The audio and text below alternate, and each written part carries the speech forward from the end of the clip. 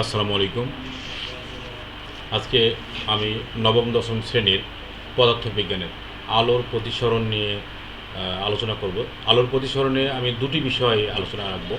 একটি হলো আলোর প্রতিসরণ, আর একটি হলো পুনঃভ্যন্তরের প্রতিফলন। তা আলোর প্রতিসরণে আমরা একটি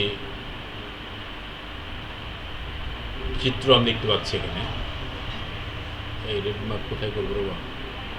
চিত্র দেখতে পাচ্ছি। তো এই চিত্রে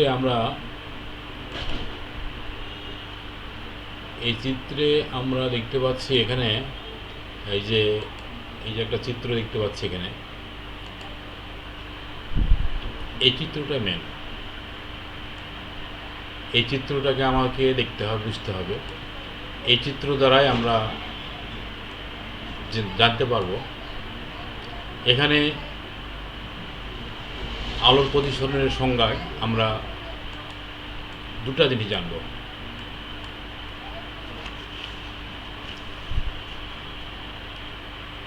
এই চিত্রে এটা বিভেদ তল। প্রিয় শিক্ষার্থী, আমরা একটু লক্ষ্য করি ভালো করে। এটা একটা বিভেদ তল। এটা বিভেদ তল। এর উপরের অংশ হালকা মাধ্যম, নিচের অংশ যে কাঁচ মাধ্যম, বায়ু মাধ্যম আর কাঁচ মাধ্যম। এই বায়ু মাধ্যম এবং কাঁচ মাধ্যমে আলোকরশ্মি যখন, এটা হলো বায়ু মাধ্যম আর এটা হলো পুরোটাই হলো কাঁচ মাধ্যম। তাহলে বায়ু মাধ্যম হলো হালকা মাধ্যম আর কাঁচ হলো ঘন মাধ্যম। আলোকরশ্মি যখন ঘন মাধ্যম থেকে হালকা মাধ্যম থেকে ঘন মাধ্যমে প্রবেশ করে, তো এটা হলো আপতিত রশ্মি,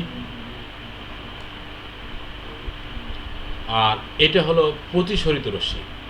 তাহলে সংজ্ঞাটা আমরা দিতে পারবো এইভাবে: আলোকরশ্মি এক স্বচ্ছ মাধ্যম থেকে অন্য এক স্বচ্ছ মাধ্যমে যাবার সময় বিভেদ তলে এসে তির্যকভাবে দিক পরিবর্তনের ঘটনা, অর্থাৎ এটা অভিলম্ব দিক পরিবর্তনের ঘটনা, এটা একটা অভিলম্ব বলা হয়।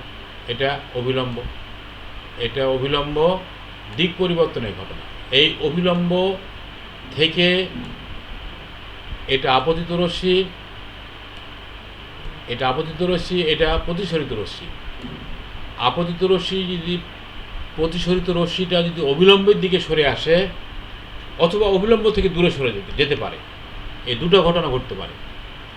তো কখন অবিলম্বের দিকে সরে আসবে আর কখন অবিলম্ব থেকে দূরে সরে যাবে?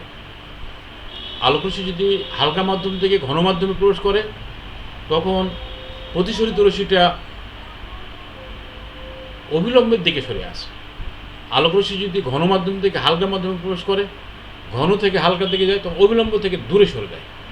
এই দুটো ঘটনা। তাহলে আমরা আলোর প্রতিসরণের সংজ্ঞা আমরা বলতে পারি: আলোকরশ্মি এক স্বচ্ছ মাধ্যম থেকে অন্য এক স্বচ্ছ মাধ্যমে যাবার সময় বিভেদ তলে এসে দিক পরিবর্তন করে, একে আলোর প্রতিসরণ বলা হয়।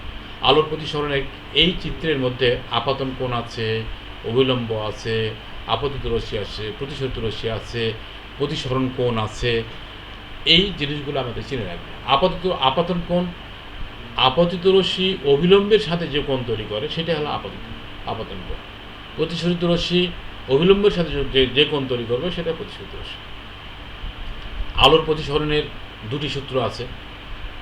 আলোর প্রতিসরণের সূত্র হলো দুটি। তাহলে দুটা সূত্র আমরা একটু দেখি, সূত্র দুটা কী কী। আলোর প্রতিসরণের সূত্র হলো দুটি। এই সূত্র দুটি আমরা একটু ভালো করে লক্ষ্য করি। আলোর সূত্র দুটি। এখানে আপতিত রশ্মি, তাহলে আমরা ছবি দেখেই কিন্তু সূত্র দুটো বলতে পারবো।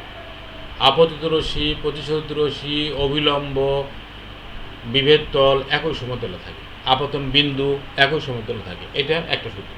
তাহলে কটা জিনিস হলো: আপতিত রশ্মি, আপতন বিন্দু, অবিলম্ব, প্রতিসরিত রশ্মি, বিভেদ তল একই সমতলে থাকে।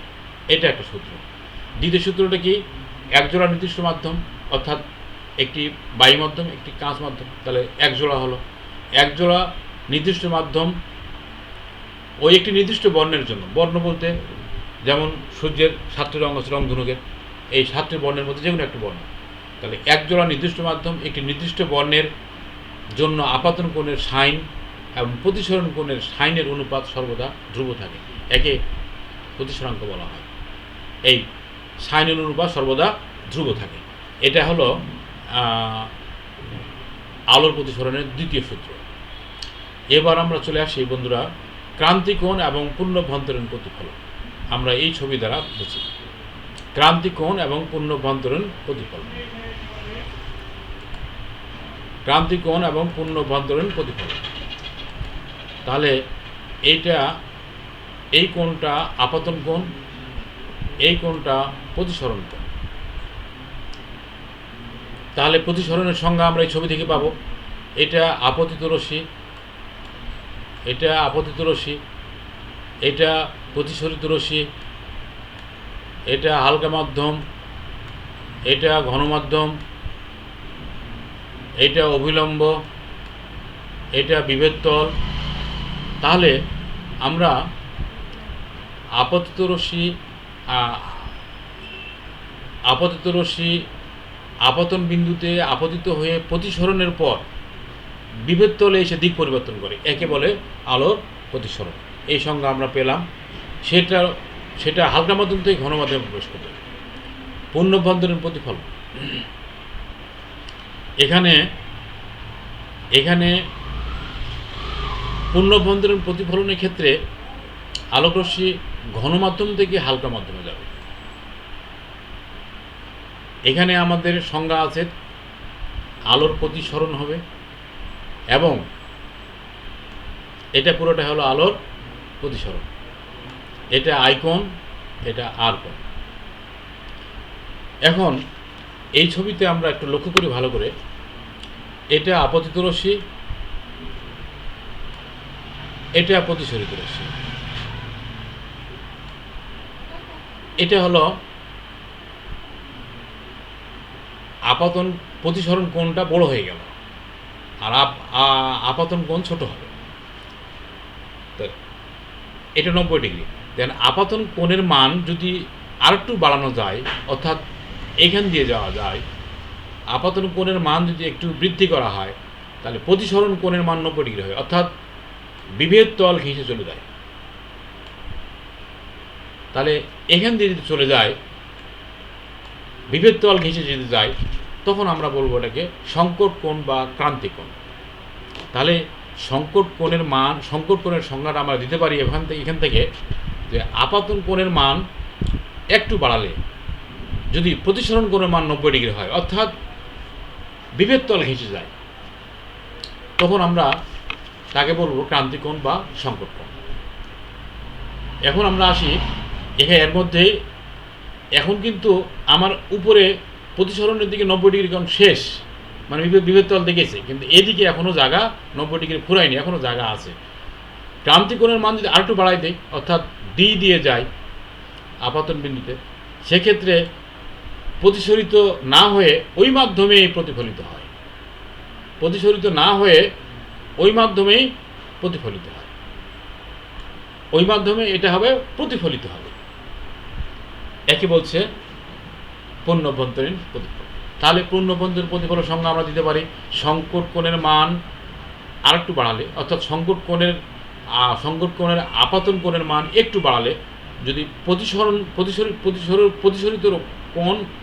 প্রতিসরিত না হয়ে যদি ওই মাধ্যমেই প্রতিফলিত হয়, তখন তাকে বলে পূর্ণভ্যন্তরীণ প্রতিফলন।